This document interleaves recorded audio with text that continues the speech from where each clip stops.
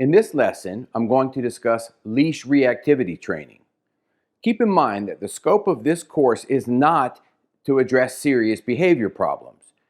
If your puppy has aggression on the leash, you're going to need to consult a certified dog behavior consultant.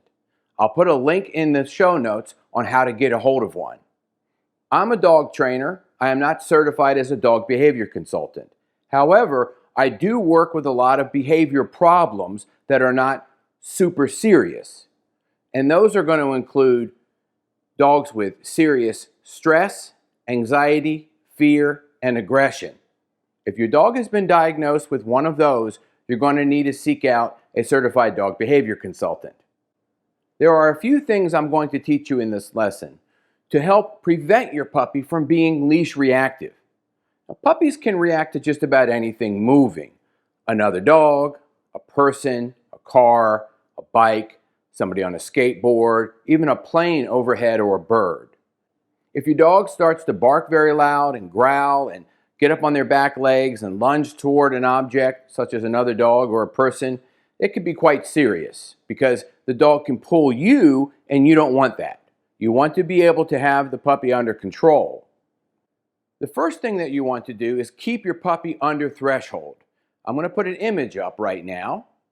And on this image, you can see that there is the green, the red, and the yellow zone. If your puppy's in the green zone, they are going to not be able to learn anything as far as reactivity to a stimuli. In other words, there's really no stimuli present. If they're in the red zone, they're over threshold, which means that your puppy is highly reactive at that moment, and they're in the red zone, they're in the fight or flight mode. So you don't want to be trying to teach them anything during that time. You want to teach them the reactivity training in the yellow zone. So they're just getting slightly reactive, and then you're going to do the techniques I'm going to teach in this course and hopefully teach them a new association to the triggers. I'm going to show you a video in just a minute of how I worked with a golden doodle puppy and their owner with people and other dogs as they were starting to get reactive. We used two things that have already been taught in this course: the U-turns and the watch me command. Take a look at this video and I'll be right back afterwards. I started it. All right, so then she wants to see this guy over here, she's reacting, and then I just bring her over here in a circle and choke up on the leash, and she sits right next to me. That's the first thing you do when she starts getting overexcited when she sees somebody. No commands, no touching.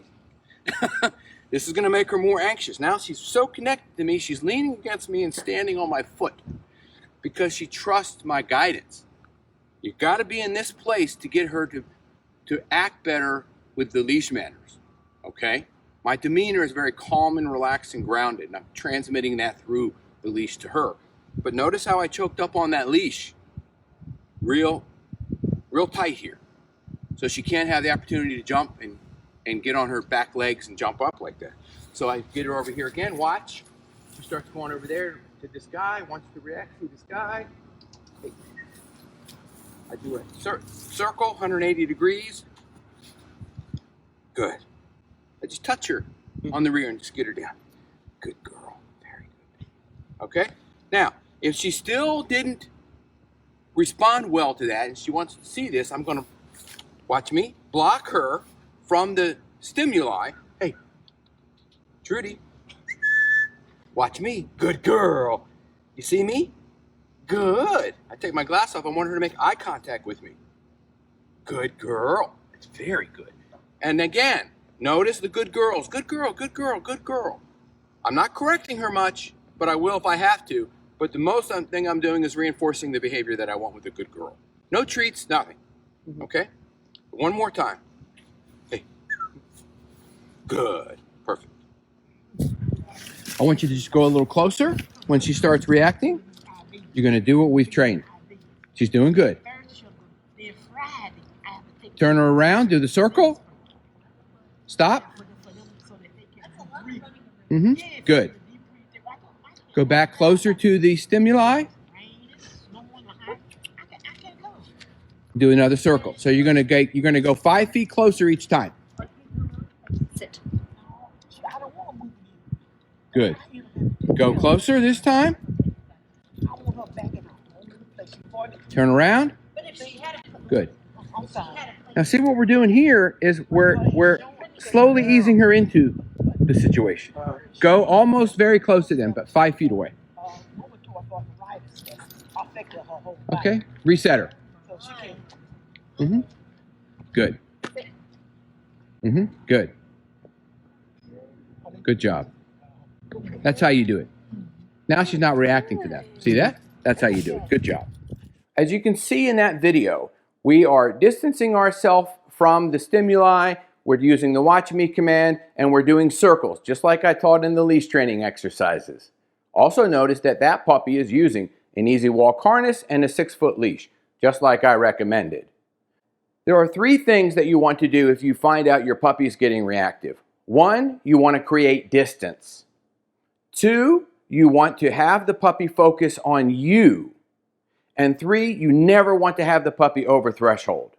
That's a very simplified form of what you can do if you find your puppy starts to get reactive at a young age, because you don't want it to escalate. Every time your puppy rehearses the behavior of reactivity, it's getting reinforced. So you want to avoid any time that you're going to walk your puppy where they're going to have a reaction to any stimulus. For example, if you always go for a walk at 7 a.m. and you know there's going to be another dog walking at the same time and your puppy is highly reactive towards that dog, you might want to take a different route or go at a different time. This is a good idea because this is management.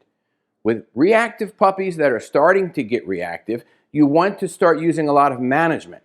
These are just a few tips that you can use to help prevent reactivity in your puppy or help get it under control if it's very mild. As I've said before, once it gets to a high level of reactivity, you're going to need to seek some help. And you can use the links in the show notes.